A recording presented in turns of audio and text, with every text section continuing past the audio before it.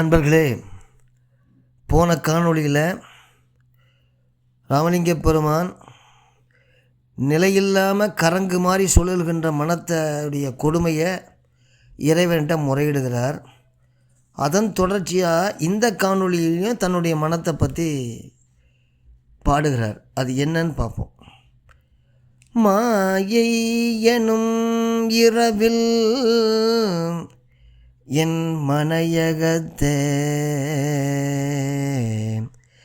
விடய வாதனை எனும் கல்வர் தாம் வந்து மன அடிமையை எழுப்பி அவனை தமது வசமாக உளவு கண்டு மேயமதி எனும் ஒரு விளக்கினை அவித்து எனது மெய்நிலை சாலிகையெல்லாம் வேறுற உடைத்து உள்ள பொருளெல்லாம் கொல்லை கொல மிக நடுக்குற்று நினையே நேயம்புற ஓவாது கூவுகின்றேன்.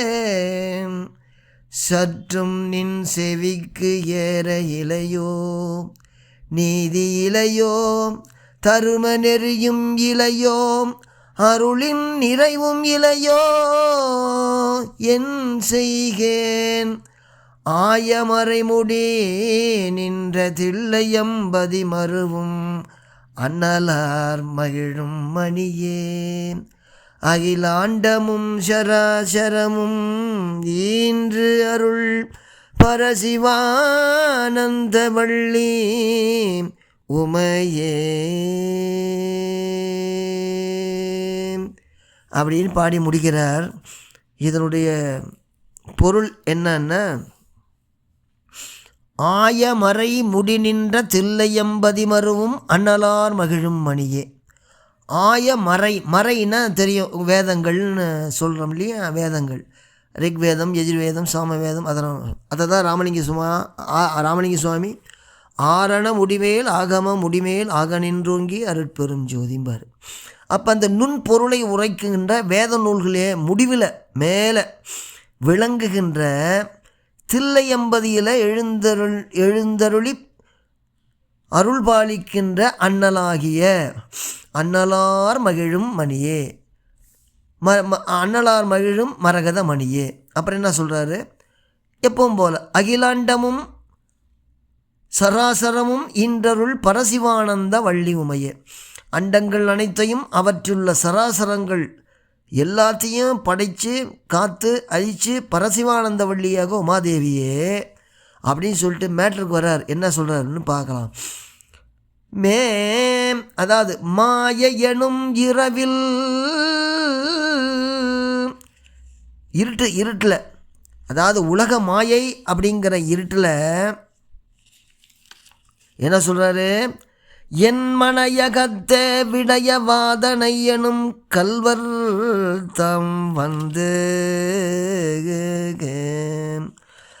உலக மாயை அப்படிங்கிற இரவில் ராத்திரியில் என் மனைவிங்கிற உள்ளத்தில் புகுந்து விடய வாதனை என்ற கல்வர்கள், நம்மக்கிட்ட கல்வர்கள்ங்கிறது மெய்வாய் கண்மூக்கு செவி மங்கள ஓசை ஊறு ஒளி சுவை நாற்றம், இதுதான் விடய வாதனைம்ப.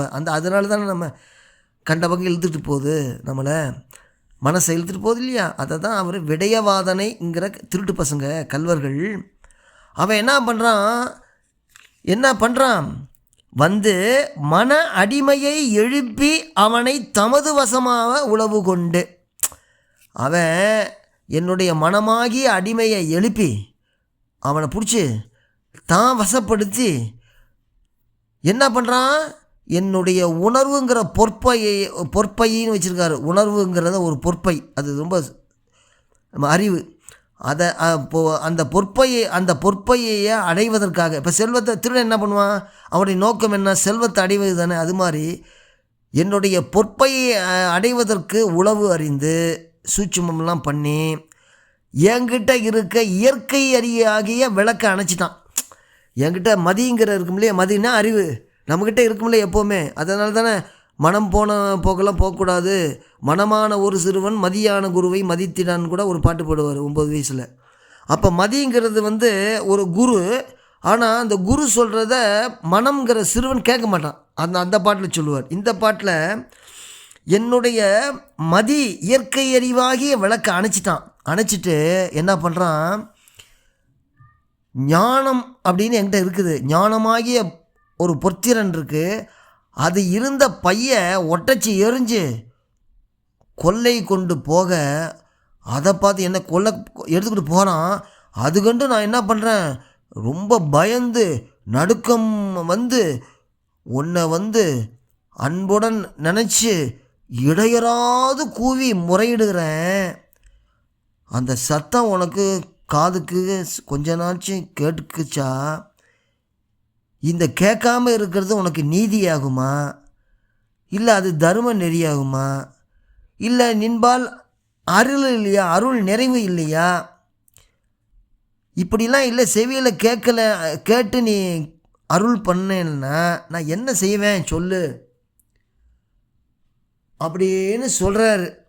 அதுதான் இந்த பாட்டு.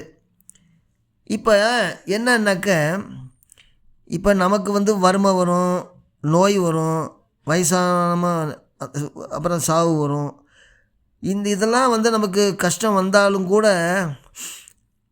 அந்த வாழ்க்கையை நம்ம வெறுக்கிறோமா? இல்லை, அது மயக்கிற வாழ்க்கை தான். ஆனால் அதை விரும்பி தான் நம்ம போகிறோம்.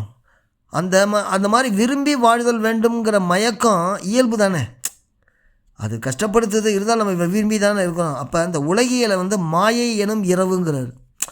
மாயை தானே நம்ம உடம்பு. தனு கரணம் புவனம் போகம் எல்லாம்னா நம்முடைய மாயினால் ஆக்கப்பட்டது தான், பிரகிருதி மாயிலேருந்து ஆக்கப்பட்டது.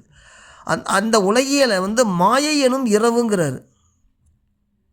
இந்த உயிர், இந்த ஆன்மா எதில் வாழுது? உடம்பை வச்சு தானே வாழ்ந்துக்கிட்டு இருக்கு, உயிர் இருந்துக்கிட்டே இருக்குது. அதை தான் மனைங்கிறார், வீடுங்கிறார். அப்புறம் விடய வாதனைன்னா அந்த ஓசை, நம்மக்கிட்ட இருக்கிற ஓசை, ஊறு, ஒளி, சுவை, நாற்றம், அது மேலே செல்லுகின்ற ஆசைன்னு பேர் ஆச்சுங்களா.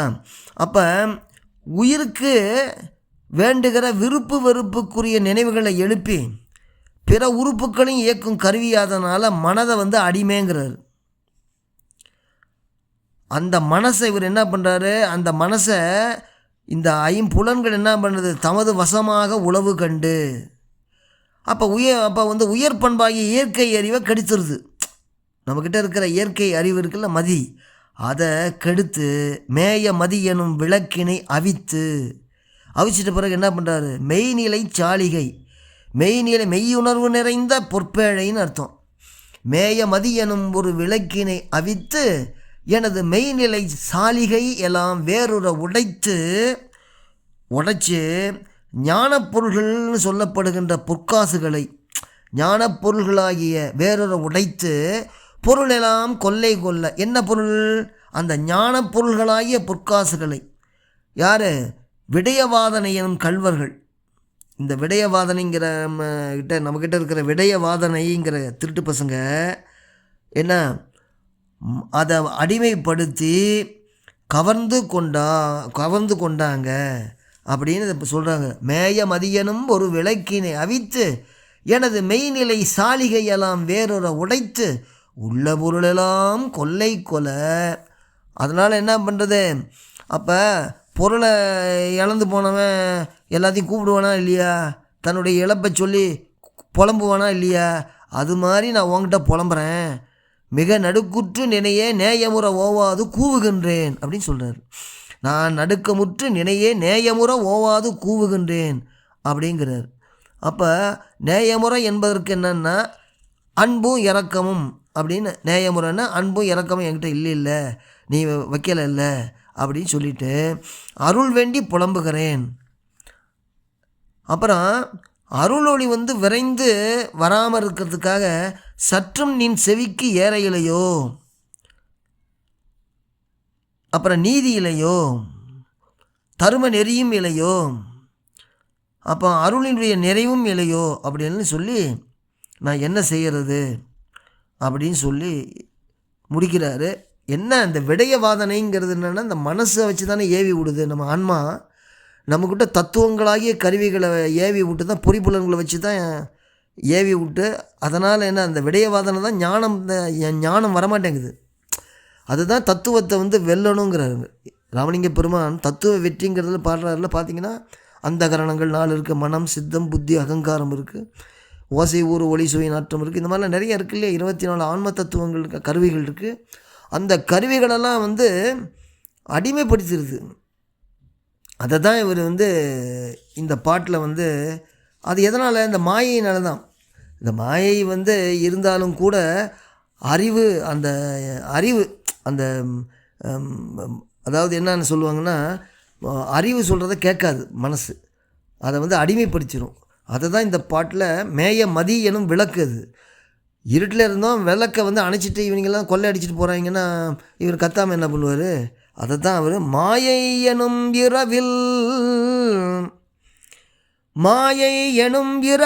என் மனையகத்தே விடய வாதனை எனும் கள்வர் தாம் வந்து மன அடிமையை எழுப்பி அவனை தமது வசமாக உளவு கண்டு மேயமதி எனும் ஒரு விளக்கினை அவித்து எனது மெய்நிலை சாலிகையெல்லாம் வேறுற உடைத்து உள்ள பொருளெல்லாம் கொல மிக நடுக்குற்று நினையே நேயம் புறவோவாது கூவுகின்றேன். சற்றும் நின் செவிக்கு ஏற இலையோ நீதி இலையோ தரும நெறி இலையோ அருளின் நிறைவும் இலையோ என் செய்கேன் அப்படின்னு பாடி முடிக்கிறார். இந்த மாதிரி நிறைய பாட்டுகள் அடுத்தடுத்து வரும். கவனித்து கேட்டு பொருள் கொள்ளுங்க அப்படின்னு சொல்லி நிறைவு செய்கிறேன். வணக்கம். அடுத்த காணொலியில் இன்னொரு பாட்டு. வணக்கம்.